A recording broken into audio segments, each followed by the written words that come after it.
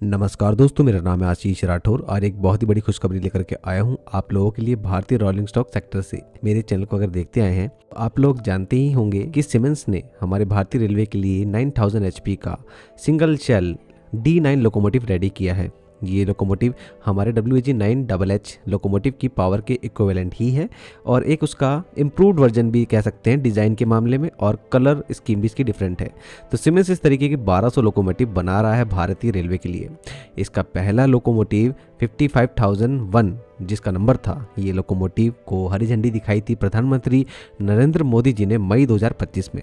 इस लोकोमोटिव के बाद में ट्रायल्स होने थे और मैं लगातार आप लोगों को जानकारी देता रहा हूँ। इस लोकोमोटिव के ट्रायल लिए जा रहे थे।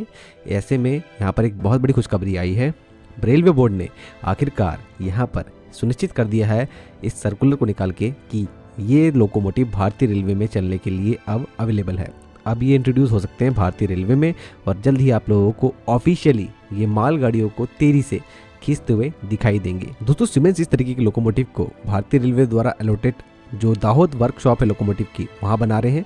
सिमेंस इसको FDI के जरिए पूरी तरीके से इम्प्रूव कर चुका है। ये एक modern railway locomotive production facility बन चुकी है। आगे भविष्य में यहाँ से लोकोमोटिव एक्सपोर्ट भी किए जाने हैं।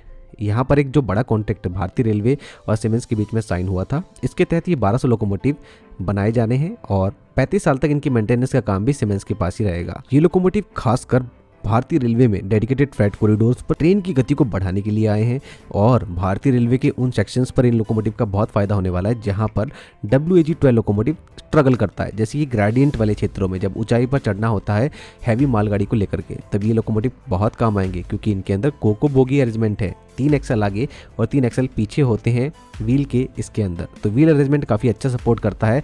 इसका ट्रैक्टिव एफर्ट भी काफ़ी अच्छा है।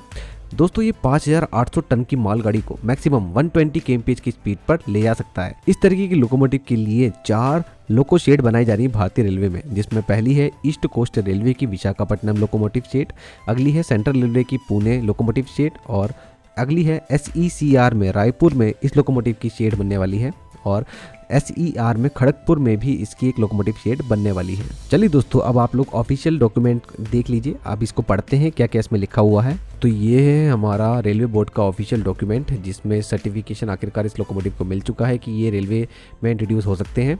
तो D9 लोकोमोटिव जो कि सिमेंस ने बनाया है, ब्रॉड गेज लोकोमोटिव 55,000 सीरीज से शुरुआत इसकी होती है। इस लोकोमोटिव को इंट्रोड्यूस किया जा सकता है और ये न्यू रोलिंग स्टॉक है भारतीय रेलवे का। इसमें 3 तरह की चीज़ें कंसीडर की गई हैं। सबसे पहले तो chief commissioner of railway safety के द्वारा भी इस लोकोमोटिव की जांच की गई थी, तो उन्होंने भी इसको क्लियरेंस दे दी। साथ में RDSO ने इस लोकोमोटिव का ट्रायल रन लिया था। 120 kmph का यहाँ पर जो ट्रायल रन था वो सफल रहा।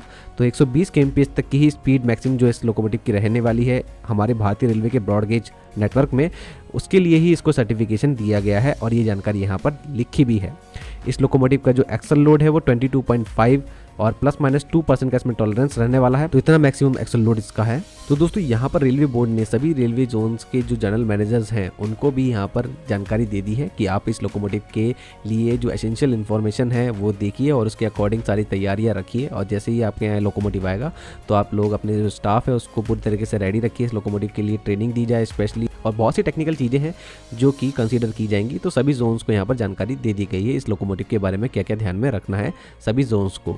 तो दोस्तों, यहाँ से अब हमारे भारतीय रेलवे में ये लोकोमोटिव दिखने लगेंगे और ऑफिशियली इनका यूज़ होने लगेगा और इंडियन रेलवे के साथ साथ DFC के ट्रैक्स पर भी ये दौड़ते दिखेंगे। और अब बहुत जल्दी वो पल आने वाला है जब हम इन लोकोमोटिव के द्वारा बहुत तेजी से मालगाड़ी को ले जाते हुए देखेंगे। तो देखते हैं किस तरीके से इस लोकोमोटिव की परफॉर्मेंस रहती है हमारे भारतीय रेलवे के ट्रैक्स पर और DFC के ट्रैक पर, कितना स्पीड में इंक्रीमेंट लेकर आ पाते हैं ये मालगाड़ी के, और किस किस तरीके के मालगाड़ी के रेक को लेके जाते हुए दिखेंगे, तभी इनकी कैपेबिलिटीज पता लग पाएगी ढंग से। तो दोस्तों, ऐसी इन्फॉर्मेशन जानने के लिए लगातार आप लोग मेरे चैनल के साथ बने रहिएगा। आज के लिए इतना ही। वंदे मातरम। भारत माता की जय।